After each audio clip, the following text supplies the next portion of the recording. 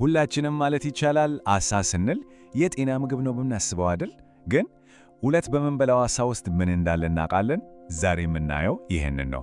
የአሳን አስደናቂ አመጋገባዊ ጥቅሞችና በሌላ በኩል ደግሞ በውሃ ብክለት ምክንያት የሚመጡትን ሱር አደጋዎች ጎን ለጎን እናያቸዋለን። በቃ ጤናማ ነው ወይስ አደገኛ? እስኪ በጥልቀት እንመርምር። ያው ለስንትና ስንት ዓመት የሰማነው ምክር አንድ አይነት ነው። አሳ ብሉ፣ ጤናማ ነው። የጤና ባለሙያዎችም ሆኑ የመንግሥት የአመጋገብ መመሪያዎች ሁሉም የሚሉት አንድ ነገር ነው። አሳ ለጤናማ አመጋገብ ወሳኝ ነው ይሉናል። እሺ፣ ግን እስኪ ትንሽ ጠለቅ ብለን እንይ። ከነዚህ ሁሉ የጤና ጥቅሞች ጀርባ ምናልባት ሳናውቀው ሌላ ነገር እየተመገብን ሊሆን ይችላል? እስኪ ይህን ጉዳይ አብረን እንፈትሸው። እንግዲህ በመጀመሪያው ክፍላችን ጥቅሞቹን እንይ። ለምን አሳ እንዲህ ተወዳጅ የጤና ምግብ ሊሆን ቻለ? ለምሳሌ እንደ አሜሪካ የምግብና መድኃኒት አስተዳደር ወይም FDA ያሉ አካላት ስለ አሳ አስደናቂ የአመጋገብ ይዘት የሚሉትን እስኪ እንመልከት። ይህን ዝርዝር ብቻ እዩት እስኪ። አሳ በኦሜጋ ፋቲ አሲዶች፣ በብረት፣ በፕሮቲን፣ በቃ በተለያዩ ቫይታሚኖች የታጨቀ ነው። በተለይ ደግሞ ለልጆች አንጎል እድገት በጣም ወሳኝ የሆነ ንጥረ ነገሮችን ይዟል። FDA እንዲያውም ኮሊን የሚባል ንጥረ ነገር እንዳለ ይጠቅሳል። ይሄ ደግሞ የሕፃናትን የአከርካሪ ገመድ እድገት ይደግፋል ይላሉ። እናም ይፋዊ ምክሩ ግልጽ ነው። በተለይ ደግሞ እርጉዝ ወይም የሚያጠቡ እናቶች በሳምንት ከ8 እስከ 12 አውንስ፣ ይህም ማለት ከ227 እስከ 340 ግራም የሚሆን ዝቅተኛ ሜርኩሪ ያለው አሳ ቢመገቡ ይመከራል። ይህ በራሱ የአሳ ሚና በጤናማ መግባት ውስጥ ምን ያህል ቁልፍ እንደሆነ ነው የሚያሳየን። እሺ፣ አሁን ደግሞ ወደ ሁለተኛው ክፍል እንለፍ። ስጋቶቹ። ሳንቲሙን እንገልብጠውና ሌላኛውን ገጽ እንይ። ለዓመታት ስንሰማው የኖርነው ትልቁ ስጋት ምንድን ነው? የሜርኩሪ ብክለት ነው። ይህ ነገር እንዴት ነው የሚሆነው? ባዮማግኒፊኬሽን በሚባል ሳይንሳዊ ሂደት ነው። ነገሩ በጣም ቀላል ነው። አስቡት፣ በውሃ ውስጥ ያለ ትንሽዬ ሜርኩሪ በአልጌ ይዋጣል። ከዛ ትናንሽ ዓሦች መጥተው ያንን አልጌ ይበላሉ። ከዛስ ትላልቅ ዓሦች ደግሞ እነዛን ትናንሽ ዓሦች ይበላሉ። በቃ በእያንዳንዱ የምግብ ሰንሰለት ደረጃ ላይ ሜርኩሪው እየተከማቸ መጠኑ ይጨምራል። እሺ፣ ይሄ ሜርኩሪ መነሻው ከየት ነው? አብዛኛው የሚመጣው ከትልልቅ ፋብሪካዎችና ከኃይል ማመንጫዎች ነው። ከነዚህ የሚወጣው ጭስ ውስጥ ያለው ሜርኩሪ ወደ ውሃ ሲገባ በቃ ጉዞውን ይጀምራል። በምግብ ሰንሰለቱ በኩል እያለፈ መጨረሻ ላይ የት ያርፋል? እኛ ምግብ በምንበላበት ሳህን ላይ። እሺ፣ በጣም ጥሩ። ታዲያ መፍትሄው ምንድን ነው? FDA አንድ መመሪያ አውጥቷል። ዓሦችን በ3 ይከፍላቸዋል። ምርጥ ምርጫዎች የሚላቸው አሉ። እነዚህ እንደ ሳልሞን ያሉትን በሳምንት ከ2 እስከ 3 ጊዜ መብላት ይቻላል። ጥሩ ምርጫዎች የሚላቸው ደግሞ አሉ። እንደ ሃሊበት ያሉትን በሳምንት 1 ጊዜ ብቻ። በመጨረሻም መወገድ ያለባቸው የሚላቸው አሉ። እንደ ሻርክ ያሉ ትልቅ ዓሦች ማለት ነው። እነዚህ ከፍተኛ ሜርኩሪ ስላላቸው ባይበሉ ይመከራል።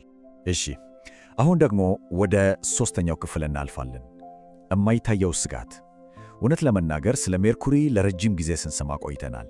አሁን ግን አዲስና ምናልባትም ከሜርኩሪ የበለጠ አሳሳቢ የሆነ ችግር ብቅ ብሏል።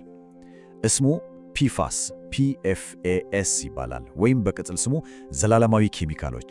ይህን አስደናቂ ጥቅስ ስሙት እስኪ። አንድ ጥናት ምን ይላል? በአሜሪካ ውስጥ አንድ ጊዜ ብቻ የንጹህ ውሃ አሳ መብላት ለአንድ ሙሉ ወር በጣም የተበከለ ውሃ በየቀኑ ከመጠጣት ጋር እኩል ሊሆን ይችላል። ይህን ነገር እስኪ ቆም ብላችሁ አስቡት። በጣም አስደናቂ። እሺ፣ እነዚህ PFAS የምንላቸው ምንድን ናቸው? በሺዎች የሚቆጠሩ ሰው ሰራሽ ኬሚካሎች ናቸው። ለምሳሌ ምግብ በማይሲዙ ድስቶች፣ ውሃ በማስገቡ ልብሶች ውስጥ በቃ በየቦታው አገኛቸዋለን። ዋናው ችግር ግን ምን መሰላችሁ? በተፈጥሮ በፍጹም አይበሰብስቡም። ለዚህም ነው ዘላለማዊ ኬሚካሎች የሚል ስም ያገኙት። አንዴ ወደ ተፈጥሮ ከገቡ ለዘላለም ነው የሚቆዩት። በሁሉም ቦታ ይገኛሉ። እናም የጤና ጉዳቸው ቀላል አይደለም፣ በጣም ከባድ ነው። ጥናቶች እንደሚያሳዩት ለእነዚህ ኬሚካሎች መጋለጥ የበሽታ መከላከል ስርዓትን ከማዳከም ጀምሮ ለአንዳንድ የካንሰር አይነቶች ተጋላጭነትን እስከ መጨመር ይደርሳል። የመራባት ችግሮች እና የጽንስ እድገት መጓጓትም ከሚያስከትሏቸው ችግሮች መካከል ናቸው። እንግዲህ ወደ 4ኛው ክፍላችን ስንመጣ ሌላ ያልተፈለገ ንጥረ ነገር እናገኛለን። አሁን ደግሞ ወደ 3ኛው እና ምናልባትም ከሁሉም በጣም ወደ ተሰፋፋው በካይ እንሸጋገራለን። ይህም ማይክሮፕላስቲክ ነው። 99 በመቶ። ይህን ቁጥር ስሙት። በቅርቡ በተገረደ አንድ ጥናት ከተመረመሩት የባህር ምግቦች ውስጥ 99 በመቶ የሆኑት ማይክሮፕላስቲክ ይዘው ተገኝተዋል። ይሄ ማለት ምን ማለት ነው? በቃ የምንበላው ዓሣ ሁሉ ፕላስቲክ አለው ማለት ይቻላል። እሺ፣ እነዚህ ሁሉ ፕላስቲኮች ከየት ይመጣሉ? መልሱ በጣም ነው የሚያስገርመው። አብዛኛው 81 በመቶ የሚሆነው ከምንለብሳቸው ልብሶች ነው። አዎ፣ ልብስ ስናጥብ ከሰው ሰራሽ ጨርቆች የሚወጡ ትንሽ የፕላስቲክ ክሮች ተበጥሰው ወደ ፍሳሽ ከዛም ወደ ወንዝና ውቅያኖስ ይገባሉ። ተመራማሪዎች በዓሦች ሆድ ውስጥ የተለያዩ የፕላስቲክ አይነቶችን አግኝተዋል። እንደ ፒቪሲ እና ፖሊስታይሪን ያሉ በደንብ የምናውቃቸውን ፕላስቲኮች ጨምሮ እስከ 15 የሚደርሱ የተለያዩ የፕላስቲክ አይነቶች ተገኝተዋል። ይሄ የችግሩን ስፋት በደንብ ያሳያል። እሺ፣ ወደ መጨረሻው ክፍላችን ደርሰናል። ውሳኔው እንግዲህ ጥቅሞቹን አየን፣ ስጋቶቹንም አንድ በአንድ ተመልክተናል። ሜርኩሪ፣ ፒፋስ፣ ማይክሮፕላስቲክ፣ በቃ ሁሉንም። ታዲያ አሁን ምን ይደረጋል? እንዴት ነው ትክክለኛውን ውሳኔ መወሰን የሚቻለው? አጣብቂኙ ይሄ ነው። በአንድ በኩል ይፋዊ የጤና ተቋማት ለጤናችን ስንል ዓሣ እንድንመገብ ይመክሩናል።